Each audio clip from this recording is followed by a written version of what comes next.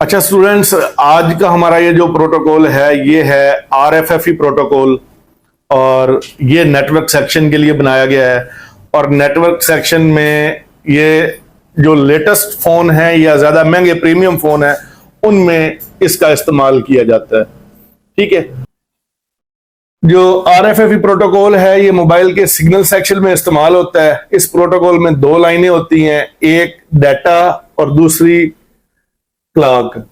और इस डाटा और क्लॉक को नेटवर्क सेक्शन में यूज होने की वजह से इसको RFFE डाटा और RFFE क्लॉक का नाम दिया जाता है। जिस सेक्शन में यूज हो जाती है उसका नाम साथ में जुड़ जाता है, बाकी सेम वही डाटा और क्लॉक की ही लाइन होती है।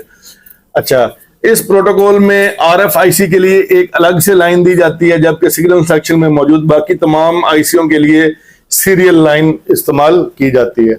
ठीक है। अच्छा, सेम GR वही 300 से 800 और वोल्टेज जो है 1.8। अच्छा, डायग्राम देखते हैं। RFFE प्रोटोकॉल के अंदर भी सेम वही नेटवर्क के जितने भी आईसी हैं आ जाते हैं। इसमें नेटवर्क आईसी के लिए जो है अलग सेपरेट से ये लाइन दी गई है, जिसमें RFFE CL के क्लॉक की लाइन है, ये फ्रीक्वेंसी है, और RFFE डाटा ये जो है अपना इससे स्लेव है इसका, और ये इसका मास्टर है। तो इन दोनों में आएगा भी जाएगा भी। डाटा जो है वो आता भी है जाता भी है। ठीक है। और क्लॉक जो है वो सिर्फ किधर से आती है, CPU से आती है और स्लेव में चली जाती। अच्छा, इसी तरीके से ये DRX IC है, इसके अंदर भी जो है ना ये RFFE क्लॉक जा रही है और डाटा आ जा रहा है। ठीक है।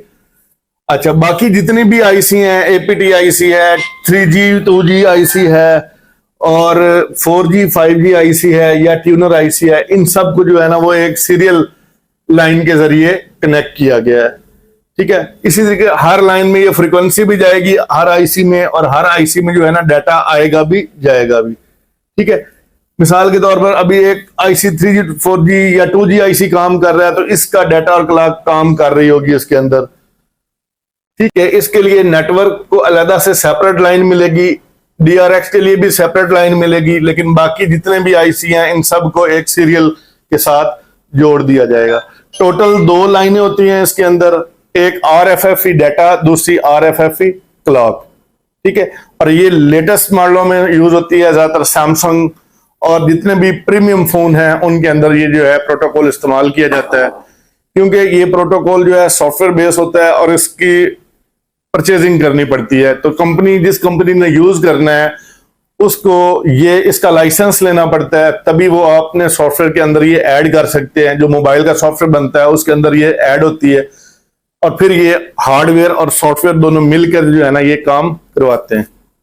उम्मीद करता हूं कि आपको RFFE प्रोटोकॉल के बारे में समझ लग गई होगी। जस्ट सिंपल सा प्रोटोकॉल है, दो लाइनें हैं, एक RFFE डाटा, दूसरा RFFE क्लॉक, और सिर्फ नेटवर्क सेक्शन में इस्तेमाल होता है CPU से स्लेव के दौरान कम्युनिकेशन करवाने के लिए। GR 300 से 800, वोल्टेज 1.8। किसी लाइन की GR खराब होती है तो उस लाइन में मसला है, उसके ऊपर काम करना होगा।